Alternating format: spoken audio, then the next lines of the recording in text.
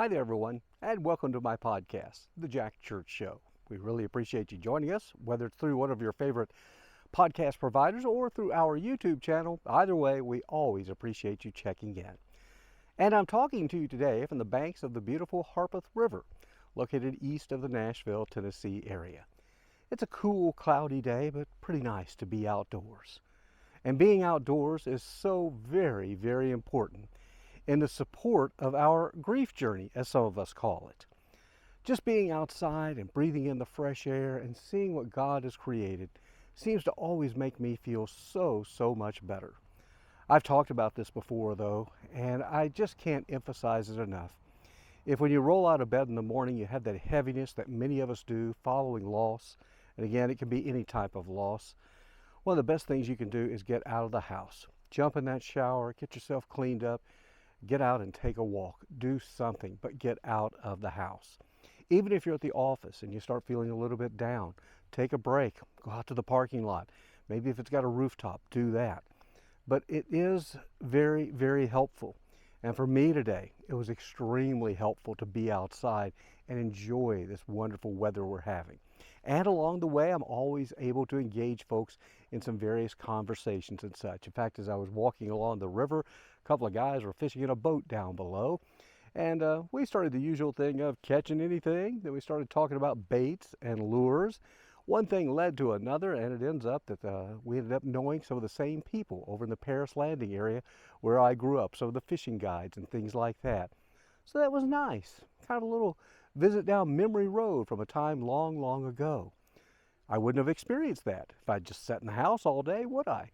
And I expect later on during the day I'll have some more encounters as well.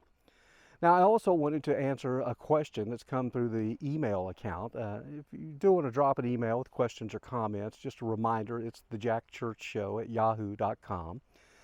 But one that's come in on more than a couple of occasions is people, now this is more related to those who have lost a husband or wife. And they want to know, when does it feel right to maybe get out there and go on a date again? Wow, that's the million-dollar question. And if I had the perfect answer for you, it would be the million-dollar answer. It's a difficult one. And if you're like me, I was devoted to my beautiful wife, Pam.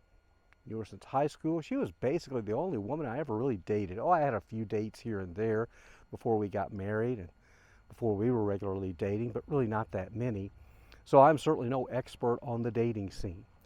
I can tell you in the year 2021, which is where we are now, the dating scene is far different.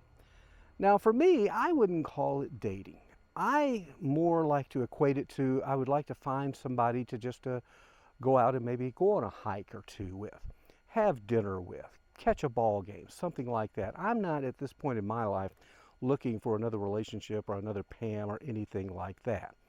So I think you kind of maybe have to put yourself in that mindset of, don't put the pressure on thinking, oh, I need to get into a relationship, I need to date, things like that, because you really don't. And that's entirely up to you, and everybody is different. I will tell you, I've had 3 or 4 of these, what I might call little coffee engagements. I also had a wine and appetizer engagement, and I went on a hike with a young lady as well. And they were all pretty good. They really were. Now, the one thing that I did learn, though, was I talked way too much, and I know it.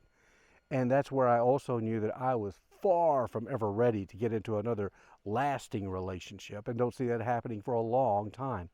Because a lot of the conversation, I just couldn't help myself. I would tell stories about Pam and I.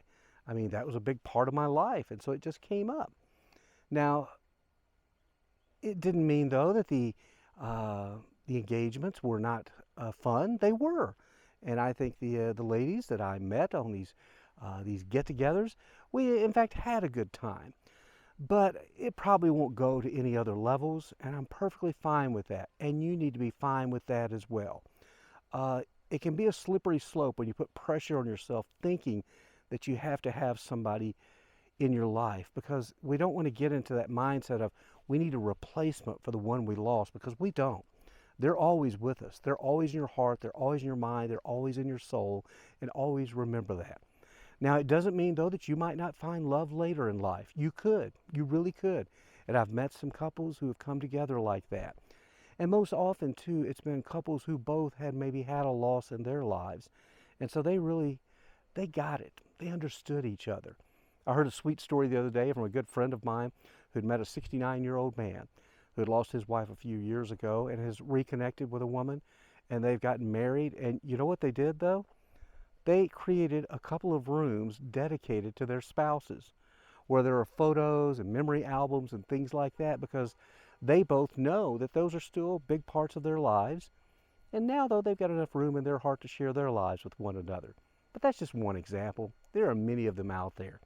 Now, at the same time, though, it may be your destiny to just live single for the rest of your life. It likely could be the destiny for me. I don't know for sure. But as I've said before, the key to that is learning to be your own best friend. It's so vitally important. It's like today, yeah, I'm out hiking by myself and I'm having a good time. Now, I still enjoy those, seeing our kids and getting together with them. I enjoy seeing friends and doing things as well, but I'm okay out here by myself. I can do this, and you can do. So that's just a little bit of what I've got to say on that particular subject.